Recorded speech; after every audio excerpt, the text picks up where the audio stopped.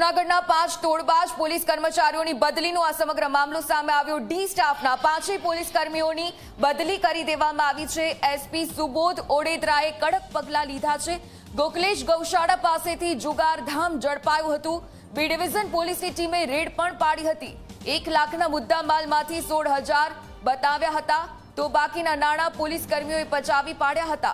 મકાન માલિક સામે ફરિયાદ ન કરવા પણ પૈસા માંગવામાં આવ્યા હતા। તો ગોકુલેશ ગૌશાળા પાસેથી આ સમગ્ર જુગારધામ ઝડપાયું હતું। 1 લાખના મુદ્દામાલમાંથી 16,000 જ માત્ર બતાવવામાં આવ્યા।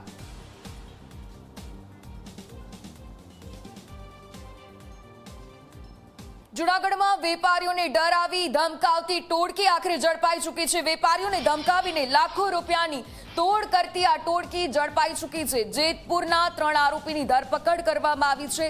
અન્ય 2 આરોપીઓ હજુ પણ ફરાર છે। જીપીસીબી અધિકારી અને પ્રેસ મીડિયાના નામે વેપારીઓએ દબાણ કરતા હતા।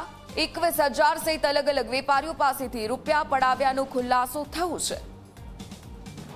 તો ધમકી આપવામાં આવી, લાખો રૂપિયાની તોડ કરતી ટોળકી આખરે સકંજામાં છે। જેતપુરના 3 આરોપીની ધરપકડ કરવામાં આવી છે।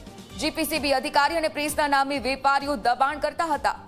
તો જૂનાગઢમાં વેપારીઓને ડરાવી અને ધમકાવીને આ ટોળકી છે આખરે ઝડપાઈ છે। વેપારીઓને ડરાવતી હતી અને ત્યાર પછી નાણાં પણ પડાવી લેવામાં આવતા હતા।